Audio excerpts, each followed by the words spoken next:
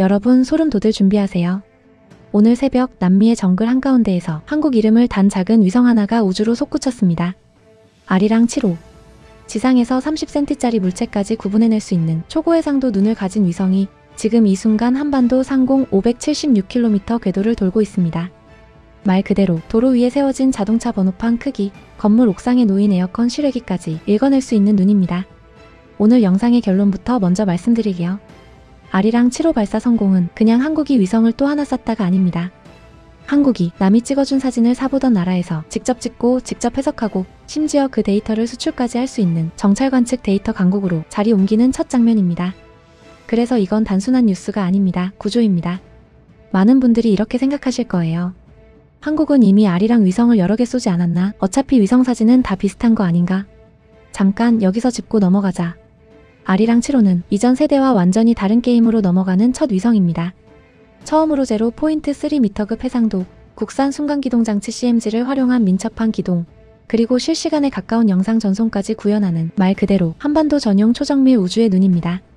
이제부터 이 위성이 어떤 배경에서 태어났고 무엇이 다르고 향후 한국의 안보와 경제에 어디까지 영향을 미칠지 차근차근 풀어보겠습니다. 이야기를 제대로 이해하려면 먼저 아리랑이라는 이름부터 짚어야 합니다. 한국의 다목적 실용위성 이른바 아리랑 시리즈는 1999년 아리랑 1호로 시작해서 지금까지 차근차근 세대를 이어왔습니다. 처음엔 우리도 위성을 한번 운용해보자 수준의 실험에 가까웠다면 3호, 3A, 5호를 거치면서 재난관측, 국토관리, 농업, 산불, 홍수, 군사정찰, 보조까지 용도가 점점 넓어졌습니다. 하지만 항상 한계가 있었습니다.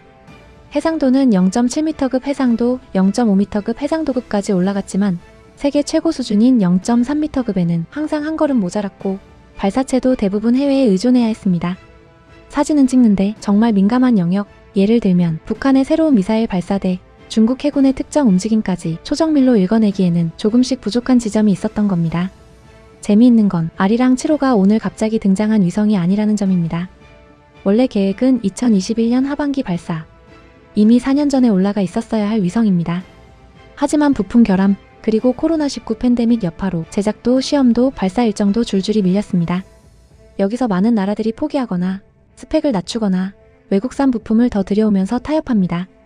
그런데 한국은 오히려 반대로 갔습니다. 늦어진 김에 더 밀어붙이자.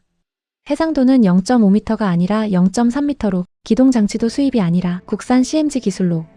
다시 말해 시간은 늦어졌지만 난이도와 목표는 한 단계 더 올려버린 겁니다. 잠깐 여기서 짚고 넘어가자. 지연과 실패를 스펙 타협이 아니라 스펙 업그레이드로 바꾸는 국가는 생각보다 많지 않습니다. 이건 단순히 기술의 문제가 아니라 국가의 마인드, 한번 간다면 끝까지 가겠다는 K식 장기전 체질의 문제입니다. 이번 발사는 한국이 만든 위성을 유럽의 발사체 베가시에 실어서 남미 프랑스령 기아나 우주센터에서 올렸습니다. 한국 시각으로 12월 2일 새벽 2시 21분. 발사 후 약 44분 뒤 베가시 로켓에서 분리 약 1시간 9분 뒤 남극 트롤 지상국과의 첫 교신에 성공합니다. 이 장면을 떠올려 볼게요. 새벽 2시. 대부분의 사람들은 잠들어 있고 뉴스 속보도 조용한 시간. 그런데 지구 반대편 정글 한가운데 발사장에서 한국 위성 하나가 불꽃을 뿜으며 하늘로 솟구치고 궤도에 안착한 뒤 지구의 남쪽 끝 남극 기지와 한국 대전의 관제센터를 향해 첫 신호를 보내는 장면.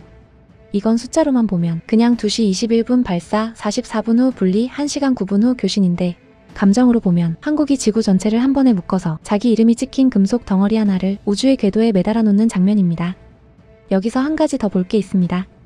요즘 뉴스 자주 보신 분들은 이 이름도 기억하실 거예요. 누리호 4차 발사 성공, 그리고 하나가 주도하는 민간 참여 로켓 시대. 그 앞에서는 우주 수송, 그러니까 물건을 어떻게 올릴 것인가가 핵심이었다면 이번 아리랑 7호는 올려놓은 뒤 그걸로 무엇을 할 것인가에 대한 답입니다.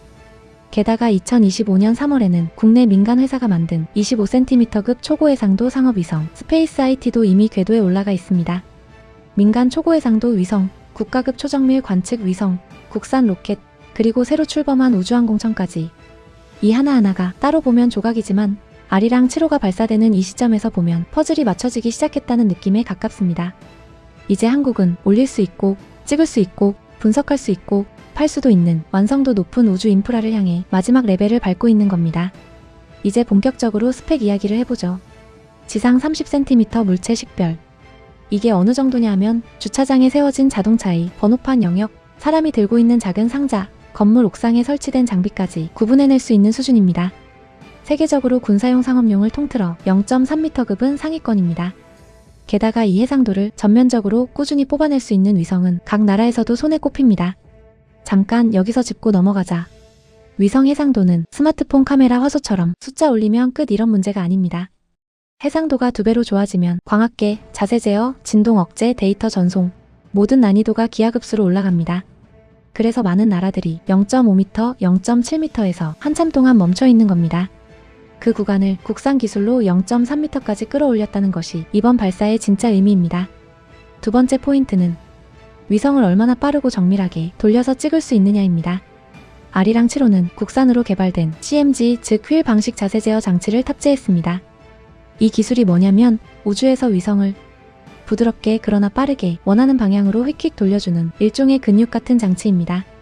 예전에는 하나의 지역을 찍고 나면 다음 타깃으로 넘어가는데 시간이 많이 걸렸습니다. 이제는 짧은 시간 안에 다른 각도, 다른 지점을 연속해서 찍어낼 수 있습니다. 이 말은 곧 재난이 터졌을 때 같은 지역을 여러 각도에서 반복 관측하거나 군사적 상황에서 동일 표적의 움직임을 연속 추적하는 능력이 비약적으로 올라간다는 뜻입니다. 세 번째는 전송 속도입니다.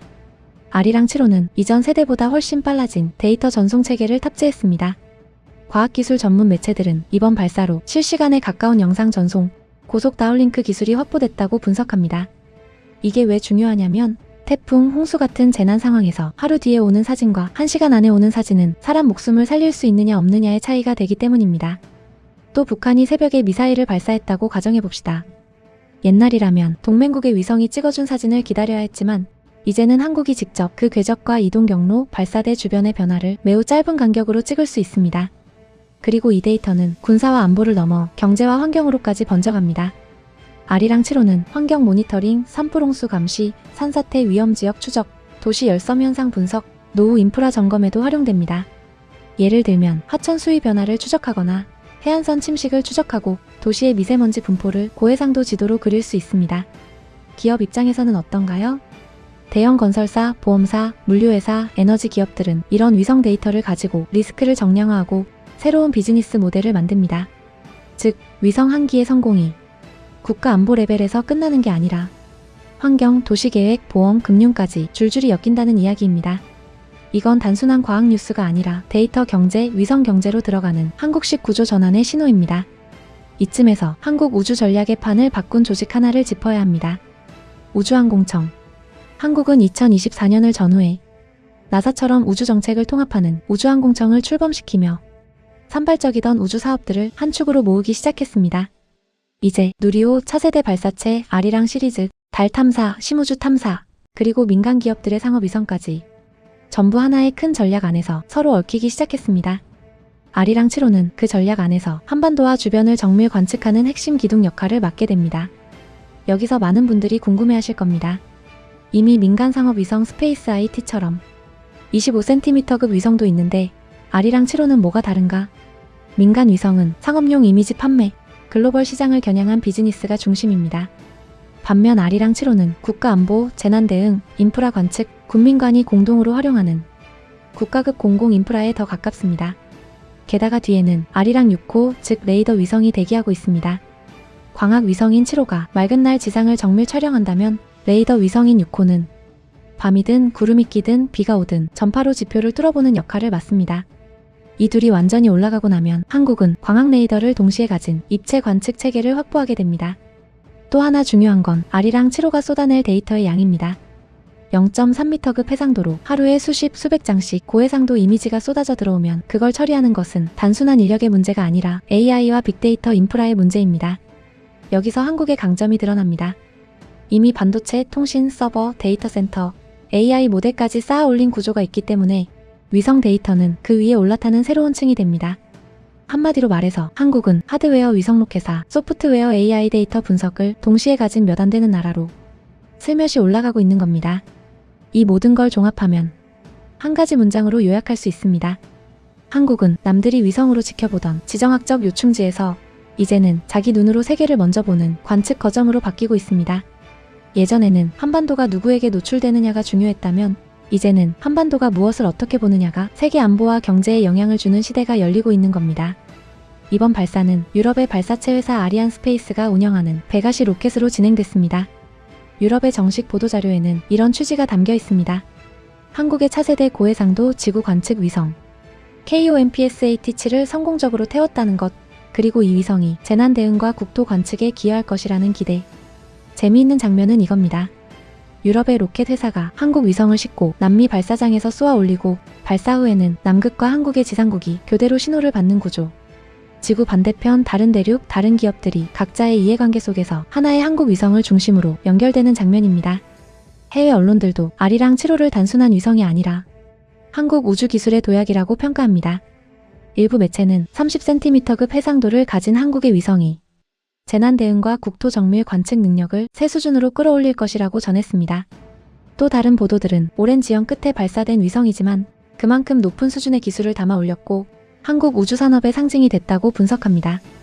오늘 아리랑 7호 이야기도 도움이 되셨다면 구독과 좋아요, 알림 설정으로 함께 이 여정을 걸어가 주시면 좋겠습니다. K아우라와 함께라면 세계는 단순히 뉴스가 아니라 구조로 보입니다. 여러분의 의견은 어떠신가요? 아리랑 7호 그리고 한국의 우주 도전에 대해 자유롭게 댓글로 남겨주세요.